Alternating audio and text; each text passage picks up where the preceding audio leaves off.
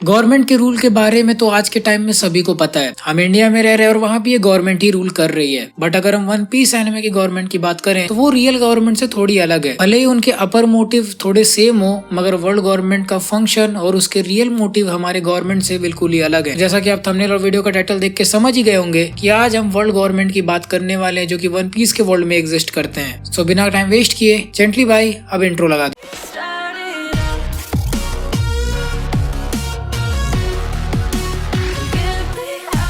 जैसा कि human nature होता है, लोग खुद को किसी से ऊपर मानते हैं और वो सभी चीज पे खुद का कंट्रोल चाहते हैं, फिर चाहे वो कुछ भी क्यों ना। वर्ल्ड गवर्नमेंट ही अपने अकॉर्डिंग ये चीज डिसाइड करती है कि क्या चीज अच्छी और क्या चीज बुरी है वन पीस के पॉपुलेशन के लिए। मगर ये चीज के पीछे छुपे राजों को दबाते हुए उनके हिसाब से वो चीज अच्छी या बुरी क्यों है, वो उसका एक ऐसा आंसर रखते हैं आम लोगों के सामने कि उनकी इमेज अच्छी बनी रहे और जो काम वो करना या करवाना चाहते हैं वो भी हो जाए। और ये चीज के लिए वो ये तकनीक इस्तेमाल करते हैं कि उनके आने वाले रास्ते में उस चीज की वो बुराई या फिर उसके नुकसान दिखाकर, ये सारी चीजें दिखा के वो खुद को अच्छा बताते हैं और जो कोई भी उनके बीच में आए उन पे पूरा ब्लेम डाल देते हैं, जिससे वो तो लोगों की नजर में अच्छे बनते ही हैं और फिर खुद उस चीज को रास्ते में से हटाकर अपनी ताकत भी दिखाते हैं, जिससे एक सुप्रीमेसी भी बन जाती है। अब आप किसी भी वन पीस फैन से जाके पूछ लो कि वन पीस के पूरे वर्ल्ड को चलाने वाली चीज क्या है, तो वो आपको वन पीस के लोग रेस या पायरेट नहीं बोलेंगे, वो कहेंगे वर्ल्ड गवर्नमेंट, क्योंकि बहनचो दबदबा ही ऐसा बना लिया है। वर्ल्ड गवर्नमेंट वन पीस के वर्ल्ड में तकरीबन 170 कंट्रीज के साथ एफिलेटेड है और जो कंट्रीज के रूलर्स हैं वो वैसे तो वो नॉर्मली रूल करते हैं, बट कभी कभी वर्ल्ड गवर्नमेंट भी कुछ बीच में करने आ जाती है। बेसिकली वर्ल्ड गवर्नमेंट के पॉलिटिकल आइडियल्स लोगों को समझ नहीं आते, लेकिन लोगों के हिसाब से जो गवर्नमेंट कर रही है वो सही है। मगर इन्हीं सभी लोगों के बीच में कुछ ऐसे भी लोग हैं जो इन सब चीजों के खिलाफ है, जैसे कि अपना लूफी का बाप monkey D dragon. World government एक ही एब्सोल्यूट जस्टिस को फॉलो करता है जो कि मैरिज जॉर्ज से बेस्ड होती है। वर्ल्ड गवर्नमेंट को आप एक गाइडिंग बीम कह सकते हो जो कि नेवी के थ्रू अपने खुद के रूल्स एंड रेगुलेशंस दूसरों पर डालती है और उन्हें किसी तरह मेंटेन करना है, और उन्हें किस तरह से मेंटेन करना है वो भी नेवी से करवाती है, जिसके अंडर पनिशमेंट और पे करना पड़ता है लोगों को जो उन रूल्स एंड रेगुलेशंस को नहीं मानते, वो भी आम लोगों की नजर में अच्छे बनते हुए, क्योंकि उनके दिमाग में ये पड़ चुका है कि जो वर्ल्ड गवर्नमेंट ने कहा है वो सही है और जो करने से मना किया है वो गलत। और वर्ल्ड गवर्नमेंट के लिए करना जरूरी भी है, क्योंकि अगर वो ये काम नहीं करेंगे तो ऐसे बहुत सारे लोग है पूरे वन पीस के वर्ल्ड में जो उनके खिलाफ जा सकते हैं। फॉर एग्जाम्पल शिकीली गोल्डन लायन हिमसेल्फ। मगर फिर वही बात है कि वर्ल्ड गवर्नमेंट की इमेज एंड रेपुटेशन और उन्होंने इतनी पावर हासिल कर ली थी जिसकी वजह से वो कुछ भी नहीं कर पाए। एंड जब कुछ लोग इस तरह से वर्ल्ड गवर्नमेंट के खिलाफ जाने लगते हैं, उनके रूल्स को डिफाई करने लगते हैं, बाउंटी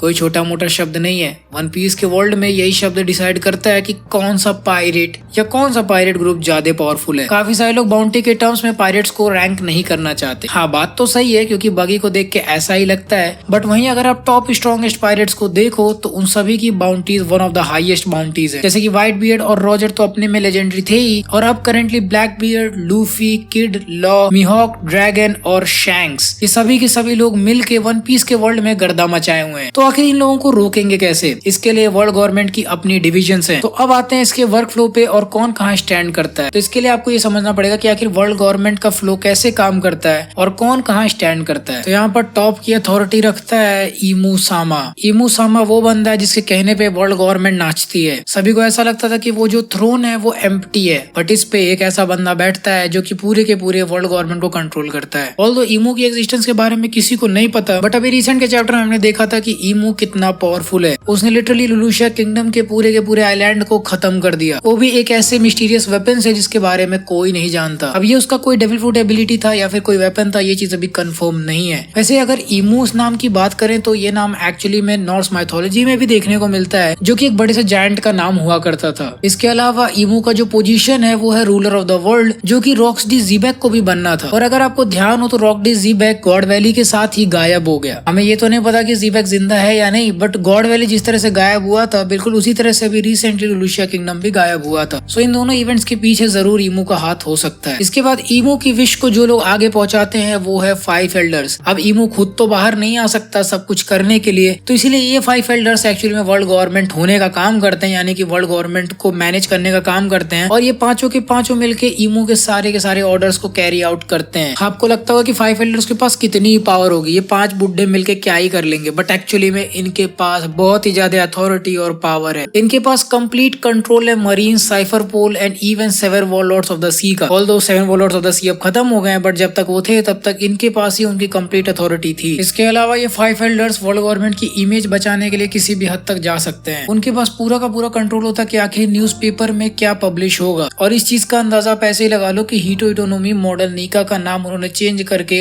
एक पैरामेशिया फ्रूट गोमो गोमो नो मी कर दिया था। इसके अलावा जब गेक्को मोया को डिफीट किया था लूफी ने, तो इस चीज को भी छुपाई गई थी और बाद में मरीन फोर्ड वॉर के वक्त उसे धीरे से मरवा दिया गया था कि वो मरी जोयस के सीक्रेट्स को रिवील कर देगा। तब उन्होंने इवन डोफ्लामिंगो की डील एक्सेप्ट कर ली थी कि वो एक फेक न्यूज फैलाएंगे कि उसने वॉरलॉर्ड से रिजाइन कर दिया है। तो हाँ, ये वर्ल्ड गवर्नमेंट की इमेज बचाने के लिए कुछ भी कर सकते हैं। इसके अलावा अगर आप इन बुड्ढों को नोटिस करोगे तो इनके पास एक्चुअली में मसल्स और स्कार्स हैं, और एक तो इनमें से स्वॉर्ड भी पकड़ा हुआ होता है। तो इससे ये चीज आप अंदाजा लगा सकते हो कि हाँ, ये लोग भी फाइटिंग किया करते थे और इनके पास अच्छा खासा बैटल एक्सपीरियंस होगा। ऑल्सो अगर आपको रॉबिन का फ्लैशबैक याद हो तो अगर आप इनके अपीयरेंस को नोटिस करोगे तो जिस तरह से ये 22 साल पहले थे वैसे ही आज भी हैं। क्या इसका मतलब ये हो सकता है कि ये धीरे धीरे एज करते हैं? देयर इज अ पॉसिबिलिटी, या फिर ये लोग इसीलिए ज्वेलरी बोनी के पीछे पड़े हुए। क्रेजी है ना। इसके बाद जो नेक्स्ट लेवल आता है वो है वर्ल्ड नोबल्स का। सो वर्ल्ड नोबल्स एक्चुअली में सेलेस्टियल ड्रैगन्स को बोला जाता है, जो 20 किंगडम्स थे स्टार्ट में जिन्होंने मिलकर एंशिएंट किंगडम को डिफीट किया था। वो 20 किंग्स जिन्होंने मिलकर वर्ल्ड गवर्नमेंट की स्थापना की थी, ये सभी उनके लौंडे हैं, मतलब उनके वंशज हैं जो आज के टाइम पे चल रहे हैं। आप में से काफी सारे लोग सोचते हुए कि आखिर सेलेस्टियल ड्रैगन्स या फिर 5 एल्डर्स किसका ज्यादा दबदबा है वर्ल्ड गवर्नमेंट पे? तो इसका आंसर साफ और सीधा है कि 5 एल्डर्स का सबसे ज्यादा दबदबा है वर्ल्ड गवर्नमेंट के ऊपर, क्योंकि ये जो 5 एल्डर्स हैं ये भी सेलेस्टियल ड्रैगन्स ही हैं, बट ये one of the highest ranking celestial dragons है, मतलब कि सबसे स्ट्रॉन्ग वाले सेलेस्टियल ड्रैगन्स, इसीलिए ये वर्ल्ड गवर्नमेंट को कंट्रोल करते हैं। इसके बाद वर्ल्ड गवर्नमेंट के एम्प्लॉयज आते हैं, यानी कि सरकारी नौकरी जिन्हें दी गई है। इसमें सबसे ऊपर आता है कमांडर इन चीफ कॉन्ग, जो कि पूरे के पूरे मरीन्स को लीड करता है। द इनफेमस साइफर पोल, और वो सभी छोटे मोटे या बड़े लेवल पे वर्कर जो कि आप वन पीस में देखते हो, फॉर एग्जांपल जो लोग इम्पेल डाउन को मेंटेन करते हैं या फिर जो लोग एनईएस लॉबी को देखते हैं, ये सभी के सभी एम्प्लॉयज में आते हैं। एंड इसके नीचे आते हैं कुछ ऐसे ग्रुप्स जो कि वर्ल्ड गवर्नमेंट के साथ एफिलिएशन बना के रखे हैं। फॉर एग्जांपल रेवरी में आए हुए 20 kingdoms and 7 warlords of the sea, जब तक वो हुआ करते थे। अब इतना सब कुछ सुन के आप लोग ये चीज समझ गए होंगे कि वर्ल्ड गवर्नमेंट बहुत ही पावरफुल है, मगर वो कैसे हुई? वर्ल्ड गवर्नमेंट की शुरुआत 800 साल पहले से हुई थी और तब से लेके आज तक उसने पूरे वर्ल्ड पे रूल किया है। और देखो 800 साल कोई कम नहीं होते हैं, लोगों की कई पीढ़ियां पैदा होकर मर जाती हैं, और जो चीजें लोगों ने शुरुआत से देखी और समझी है उन्होंने वो अपने बच्चों को बताई, और इस तरह से वर्ल्ड गवर्नमेंट ने लोगों की मेंटेलिटी और उनके सोचने के पर्सपेक्टिव को इस कदर काबू कर लिया कि लोग यही मानते हैं कि जो कुछ भी वर्ल्ड गवर्नमेंट कर रही है वही सही है। वर्ल्ड गवर्नमेंट लोगों को वही बताती थी जो उनके हिसाब से ठीक है और जिससे वो आम लोग को अंधेरे में रख पाए, उन पर रूल कर सके, और जो फ्रीडम की उम्मीद है वो भी पूरी तरह से खत्म हो सके। वन पीस की गवर्नमेंट ने लोगों के बीच में ऐसी सोच डाल रखी है कि वो फ्री हैं, मगर ये सच नहीं है। इतने सालों से चली आ रही ऑर्गेनाइजेशन ने फ्रीडम के सारे रास्ते खत्म कर दिए हैं, बस उन्हें एक फेक इमेज दिखाई जाती है कि वो सभी लोग फ्री हैं, और जो लोग रियल में अपनी मर्जी की करते हैं वो उन्हें पायरेट का नाम डालकर उन पे सारा इल्जाम डाल देते हैं। मगर मैं ये भी नहीं बोल रहा कि सारे पायरेट्स अच्छे हैं और सारे मरीन्स हरामी हैं, कुछ तो इन सभी में बहुत मादरचोद। इसके बाद वर्ल्ड गवर्नमेंट के गोल्स के बारे में भी जानना आप लोग के लिए बहुत जरूरी है। सो अब हम बात करते हैं इनके मेन गोल्स की। तो देखो यार, हम सभी को वर्ल्ड सेंचुरी के बारे में तो पता है, और जिनको नहीं पता तुम्हें शॉर्ट में बता देता हूँ। वर्ल्ड सेंचुरी एक ऐसी हिस्टोरिकल इन्फॉर्मेशन और आर्कियोलॉजिकल इवेंट्स की इन्फॉर्मेशन है जो कि वर्ल्ड गवर्नमेंट को तो पता है, और वो उन इवेंट्स को नॉर्मल लोगों से छुपा कर रखती है, बिकॉज वो इन्फॉर्मेशन आज के पूरे वन पीस के वर्ल्ड को हिला कर रख सकती है। और जैसा कि हम जानते हैं कि वर्ल्ड गवर्नमेंट पूरे वर्ल्ड को अपने इशारों पर नचाना चाहती है, तो अगर ये इन्फॉर्मेशन लोगों के पास गई तो उनका हिसाब खत्म हो जाएगा, क्योंकि उस इन्फॉर्मेशन में वन पीस वर्ल्ड की ट्रू हिस्ट्री छुपी हुई है, और लोगों को सच्चाई का जब पता लगेगा तो वर्ल्ड गवर्नमेंट के हाथ से उनकी ताकत भी चली जाएगी। एंशिएंट वेपन्स का नाम तो आप लोगों ने सुन रखा होगा।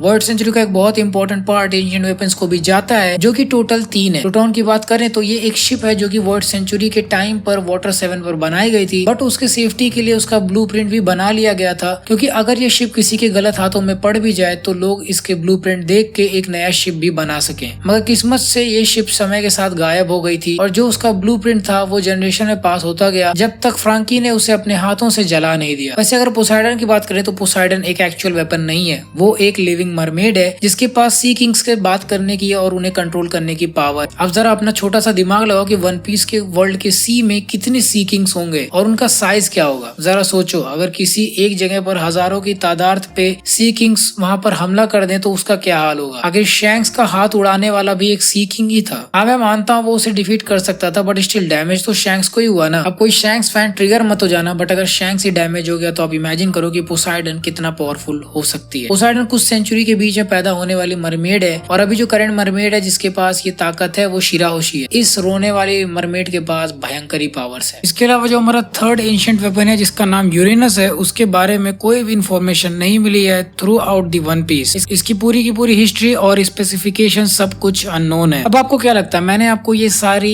वर्ल्ड सेंचुरी वाली इन्फॉर्मेशन क्यों बताई? तो सुनो यार, ये 3 वेपन अगर वन पीस के वर्ल्ड गवर्नमेंट के पास होती तब उनके टक्कर का कोई भी नहीं होगा, बिकॉज लोगों को पता होगा कि अगर हम वर्ल्ड गवर्नमेंट को बीच की उंगली दिखाएंगे तो वही उंगली वो हमारी खुद की गांड में फेंक देंगे। अब देखो जो एंशिएंट वेपन्स हैं ये वर्ल्ड गवर्नमेंट की जगह किसी और के हाथ में पड़ जाए तो फिर तो वर्ल्ड गवर्नमेंट की लगी जाएगी, क्योंकि इतनी बड़ी पावर जिसके बारे में अगले बंदे को पता भी हो कि उससे क्या क्या किया जा सकता है, तो कोई ऐसे वेपन को तो जाने नहीं देगा। तो यही सोच के वर्ल्ड गवर्नमेंट वर्ल्ड सेंचुरी और एंशिएंट वेपन्स के बारे में किसी को पता नहीं लगने देती, और जो ट्राई करते हैं उसका तो फिर तुम्हें पता ही है आगे क्या होता है। बिकॉज अगर किसी और के पास ये नॉलेज चली गई तो वर्ल्ड गवर्नमेंट का खेल खत्म। इसके लिए वर्ल्ड गवर्नमेंट के पास है अपना ट्रम्प कार्ड, और जो हुआ है रिसेंट चैप्टर्स में और जो उनमें मेन हाईलाइट था वो ही वर्ल्ड गवर्नमेंट का ट्रम्प कार्ड भी है। और जी हाँ, मैं यहाँ पर डॉक्टर वेगापंक की बात कर रहा हूँ। सो वन पीस की स्टोरी के थोड़े टाइम बाद ही इस कैरेक्टर के बारे में हमें पता चला, और इस कैरेक्टर ने जो कांड किए हैं वो भी हम अच्छे से जानते हैं, चाहे वो डीएनए क्लोन करना या अपने कुमा की गांड मारना। और ये भी पता है कि कैरेक्टर कितना केपेबल है, जिसने वर्ल्ड गवर्नमेंट को और